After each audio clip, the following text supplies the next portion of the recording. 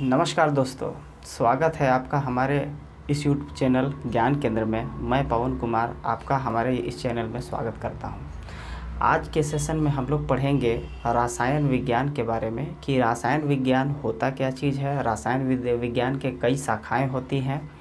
उन सभी चीज़ों की जानकारी आज के सेशन में हमारे सेशन में मिलेगी।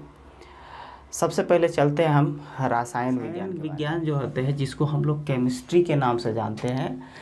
ये विज्ञान की एक ऐसी शाखा होती है जिसमें किसी पदार्थ के संगठन, अभिक्रिया, ऊर्जा, इन सभी परिवर्तनों के प्रभाव का हम लोग क्या करते हैं, अध्ययन करते हैं। मतलब ये हुआ कि अगर मान लीजिए कोई भी पदार्थ है तो इस पदार्थ में उसके संगठन का मतलब होता है कि जिन पदार्थों से वो मिल करके बना, जिन कणों से मिल करके बना हुआ है, उनको हम कहते हैं पदार्थों का संगठन हो गया। उसमें पाई जाने वाली ऊर्जा हो गई, है ना। उसमें पाई जाने वाली जो भी ऊर्जाएं हैं, चाहे वो किसी तरह का ऊर्जा हो, वो हो गया। उसमें पाई जाने वाली अभिक्रिया, मतलब ये कि अगर किसी पदार्थ में कोई भी अभिक्रिया हो रही है तो वो, है ना। और इन सभी के जो भी प्रभाव होते हैं, इन सभी प्रभावों का हम अध्ययन जिस विज्ञान की शाखा में करते हैं, हम उसको कहते हैं रसायन, अर्थात रसायन विज्ञान। रसायन विज्ञान की अगर थोड़ी सी जानकारी हम पहले आपको बताना चाहें तो इसकी जानकारी बहुत पहले से है। यानी केमिस्ट्री जिस शब्द को हम लोग केमिस्ट्री कहते हैं, वो जो केमिस्ट्री का जो शब्द होता है, ये केमिस्ट्री शब्द प्राचीन मिस्र भाषा है। प्राचीन मिस्र भाषा के शब्द के माध्यम से इसकी उत्पत्ति हुई है। लेकिन सबसे पहले इसकी जो शब्द है उसको केमिस्ट्री नहीं बोला जाता था, बल्कि प्राचीन मिस्र में मिट्टी का कलर होता था काला, जिसको हम लोग कह सकते हैं केम। माने प्राचीन काल में जो केम शब्द जो था, जिसका अर्थ होता है काला, और ये जो काला होता है वो मिट्टी से संबंधित था। अर्थात मिट्टी का जो काला रंग था उसको कहते थे मिस्रवासियों केम। और उस केम के जो भी आधार पे अभिक्रियाएं होती थी उसको कीमिया कहा जाता था। अर्थात इस काले रंग की पाई जाने वाली मिट्टियों में होने वाली अभिक्रियाओं को कीमिया कहा जाता था। और इसकी जो जानकारी रखती थी कि उस मिट्टी में इस तरह की अभिक्रियाएं होती हैं, उन सभी अभिक्रियाओं को जानकारी रखने वाले व्यक्ति को कीमियागार के नाम से जानते थे, जिसको इंग्लिश में बोला जाता था अल्कीमिया। क्या कहा जाता था? अल्केमिस्ट बोलते थे, अल्केमिस्ट। ठीक, तो ये जो है अल्केमिस्ट, ये कीमियागार कहलाता है, जो उन काले मिट्टी में होने वाली अभिक्रियाओं की जानकारी को अध्ययन करके वो खुद जानकारी को रखता था। इसलिए इस तरीके से उसको कीमियागार के नाम दिए जाते थे। अब उस समय चूँकि ये जो शब्द था ये मिस्रवासियों का बना हुआ एक शब्द था, जिसके माध्यम से उसको कीमियागार कहा जाता था। और प्राचीन काल में पाए जाने वाले मिस्रवासियों जो थे वो, उनका अधिकार इस केमिस्ट्री अर्थात रसायन पर बहुत ज़्यादा अधिकार होता था। इसलिए उस समय उन्होंने सबसे पहला शब्द जो है केमीटेकने जिसका नाम बताया जाता है, केमीटेकने शब्द को सबसे पहले केमिस्ट्री के लिए उन्होंने क्या किया, प्रतिपादित किया। लेकिन ये जो शब्द है बाद में चल करके उसमें मॉडिफाई होते चला गया, और मॉडिफाई हो करके इस केमिटने शब्द को क्या कर दिया गया, केमिस्ट्री शब्द के रूप में परिवर्तित कर दिया। अर्थात हम जिसको रसायन विज्ञान के नाम से जानते हैं, वो शब्द जिसको हम लोग केमिस्ट्री कहते हैं, उसका उत्पत्ति इस केमिटने को बदल करके किया गया, जो मुख्य रूप से केम शब्द से इसकी उत्पत्ति का पूरा क्या है, कहानी है। अब अगर देखें हम लोग, केमिस्ट्री अर्थात रसायन विज्ञान की बहुत सारे शाखाएं होती है ना। उन शाखाओं में कौन कौन सी शाखाएं हैं?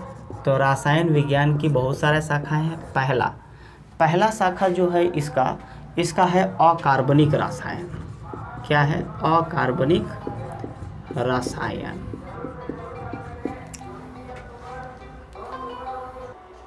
तो ये जो पहला है वो है अकार्बनिक रसायन, यानी इस रसायन विज्ञान की पहली शाखा है अकार्बनिक रसायन, और दूसरी शाखा कार्बनिक रसायन है, भौतिक रसायन है, वैश्लेषिक रसायन है, जैव रसायन है और नाभिकीय रसायन है। मतलब इसके बहुत सारे क्या होते हैं, शाखाएं होते हैं। इन शाखाओं में अगर देखा जाए तो पहला जो अकार्बनिक रसायन की जो शाखाएं हैं, ये शाखाएं जो है इसमें क्या चीज़ की जानकारी होती है।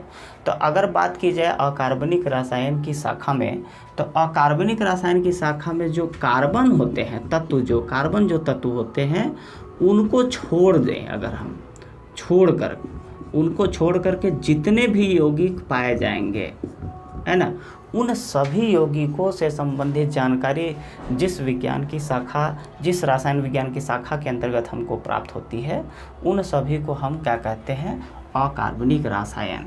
और इस अकार्बनिक रसायन में मुख्य रूप से देखा जाए तो भूपर्पटी के जितने भी तत्व होते हैं, भूपर्पटी में पाए जाने वाले जो भी तत्व होते हैं, जो मुख्य रूप से खनिज तत्व होते हैं, खनिज जो तत्व होते हैं वो सब के सब जो है अकार्बनिक तत्व होते हैं, जिसको पौधे जो होते हैं अपने पोषण के लिए जमीन से अर्थात पृथ्वी से वो अवशोषित कर लेते हैं, जिसकी वजह से उनमें वृद्धि और विकास चलता है। अब जो दूसरा है वो कार्बनिक रसायन है। कार्बनिक रसायन में कार्बन और इसके जितने भी यौगिक पाए जाएंगे जो कार्बन से संबंधित होते हैं, उन सभी यौगिकों की जानकारी अगर दी जाए तो उसको हम कहते हैं कार्बनिक रसायन। माने कार्बनिक रसायन में हम मुख्य रूप से कार्बन को और उससे पाए जाने वाले, उससे बनने वाले जितने भी यौगिक होते हैं, उन सभी चीज़ों की जानकारी हमको कार्बनिक रसायन में मिलती है। जैसे अगर बात करें हम हाइड्रोकार्बन की, तो हाइड्रोकार्बन जो होता है, ये हाइड्रोकार्बन में मुख्य रूप से कार्बन, हाइड्रोजन और ऑक्सीजन, ये सभी तत्व पाए जाते हैं। इन सभी तत्वों से मिल करके जो बना हुआ यौगिक होता है उसको कहते हैं हम हाइड्रोकार्बन, जिसमें कार्बन और हाइड्रोजन और ऑक्सीजन ये सभी सम्मिलित होते हैं। उदाहरण के तौर पे देखा जाए तो ग्लूकोज हो गया, है ना। ग्लूकोज की बात की जाए तो ग्लूकोज जो होता है वो ग्लूकोज जिसको हम लोग यूज करते हैं, साथ साथ में जो पौधे होते हैं वो सभी के सभी जो है ग्लूकोज जैसे कार्बोहाइड्रेट्स यौगिकों को अपने पोषण के लिए उपयोग करते हैं। तो ऐसे इन यौगिकों की जानकारी हमको जिस रसायन विज्ञान की शाखा में मिलती है उसको हम कहते हैं कार्बन रसायन, यानी कार्बनिक रसायन। अब अगला है भौतिक रसायन, यानी रसायन विज्ञान की वह शाखा जिसमें रासायनिक परिघटनाओं के जितने भी मूलभूत सिद्धांत होते हैं। रासायनिक परिघटना यानी कि ऐसे रासायनिक अभिक्रियाएं जो भौतिक रूप से होती है, परिघटना भौतिक रूप से जो हो रही है ना, और उनके जो भी मूलभूत सिद्धांत हो। मूलभूत सिद्धांत का मतलब होता है जो भौतिक चीज़ों से संबंधित सिद्धांतों की जानकारी जिसके बारे में हम लोग क्या करते हैं, अध्ययन करते हैं, उन सभी जानकारी को भौतिक रसायन के अंतर्गत सम्मिलित किया गया है। अगला है वैश्लेषिक सिद्धांत। वैश्लेषिक सिद्धांत होता है क्या चीज़ है? वैश्लेषिक सिद्धांत का मतलब होता है अगर किसी पदार्थ के गुणात्मक और मात्रात्मक प्रभावों का अध्ययन करें, अगर हम किसी पदार्थ का गुणात्मक और मात्रात्मक सिद्धांत का अगर हम अध्ययन करें तो उन सभी को हम कहते हैं वैश्लेषिक रसायन। यानी अगर हम पदार्थों के गुणात्मक रूप से उसके गुणों और उसके मात्रा से संबंधित अगर जानकारियों का अगर हम क्या करना चाहते हैं, अध्ययन करना चाहते हैं, तो इन जानकारियों को जिस विज्ञान की शाखा में हम अध्ययन करते हैं उन सभी को हम कहते हैं वैश्लेषिक रसायन। जैसे अगर बात की जाए हम लोग प्रैक्टिकल जो करते हैं, तो प्रैक्टिकल करने में जब हम अनुमापन की क्रिया करते हैं, मुख्य रूप से 11वीं और 12वीं के बच्चों के लिए ये सब किया जाता है, तो वो जो अनुमापन की क्रिया है वो वैश्लेषिक सिद्धांत के अंतर्गत यानी वैश्लेषिक रसायन के अंतर्गत होता है, जिसमें मात्रात्मक और गुणात्मक परीक्षण करके उसमें हम उसको प्रैक्टिकल की क्रिया को संचालित करते हैं। तो वो हो गया वैश्लेषिक रसायन। अब है जैव रसायन। जैव रसायन में जितने भी जीव जंतु पाए जाएंगे, जितने भी जीव जंतु होंगे, उनमें पाए जाने वाली जो भी जैविक क्रियाएं होती है, जैविक क्रियाओं मतलब होता है कि जीवों में होने वाली जितने भी जैविक क्रियाएं वो सब के सब जैव रसायन के अंतर्गत आते हैं। मतलब अगर बात करें हम श्वसन की, तो हम लोग जो सांस लेते हैं वो है जैविक क्रिया। हमारे शरीर में जो भी पाचन की क्रिया होती है वो सब के सब जो होती है वो जैविक क्रियाएं हैं। हमारे शरीर में पाए जाने वाले उत्सर्जन की क्रिया, उत्सर्जन की क्रिया जो हमारे शरीर में होती है वो, और साथ साथ में वृद्धि और विकास, ये दोनों चीज़ें जो होती है वो सब के सब जो है जीव जंतुओं में होती है। और वो सभी के सभी क्रियाओं का अध्ययन विज्ञान के, रसायन विज्ञान के जिस शाखा में की जाती है उन सभी को हम क्या कहते हैं, रसायन विज्ञान। अब है लास्ट में अंतिम में नाभिकीय रसायन। नाभिकीय रसायन है क्या चीज़? नाभिकीय नाम से ही स्पष्ट है, अर्थात केंद्र, माने केंद्र के अंदर होने वाली जितने भी घटनाएं होती है वो सब के सब नाभिकीय रसायन के अंतर्गत आएंगी। अर्थात रसायन विज्ञान की एक ऐसी शाखा जो मुख्य रूप से नाभिकीय अभिक्रियाओं की जानकारी को प्रस्तुत करता है, जैसे नाभिकीय संलयन हो गया, नाभिकीय संलयन। नाभिकीय संलयन का मतलब होता है दो नाभिकों के आपस में मिलने से तीसरा बना नाभिक हो जाता है, उसको कहते हैं नाभिकीय संलयन। और नाभिकीय विखंडन, ये दोनों क्रियाएं जो होती है वो रसायन की ऐसी शाखा में, नाभिकीय रसायन में ये सभी जानकारी हमको मिलता है। नाभिकीय विखंडन हो गया, विखंडन की क्रिया। नाभिकीय संलयन का सबसे अच्छा उदाहरण है सूर्य में होने वाली जो भी अभिक्रियाएं हैं वो सब के सब जो है नाभिकीय अभिक्रियाएं, नाभिकीय संलयन की अभिक्रियाओं से ऊर्जा उत्पन्न होती है। और इसके अलावा अगर नाभिकीय विखंडन की बात की जाए तो जैसे परमाणु बम, परमाणु बम का जो निर्माण होता है उसमें पाए जाने वाली जो तत्व होती है उसमें नाभिकीय अभिक्रियाएं होती है। तो जब परमाणु विस्फोट होता है तो उसमें होने वाली नाभिकीय विखंडन के माध्यम से ही वो क्या करते हैं, लोगों को और जीव जंतुओं को क्षति पहुंचाते हैं, जिसके अंदर होने वाली अभिक्रिया नाभिकीय विखंडन के माध्यम से होती है।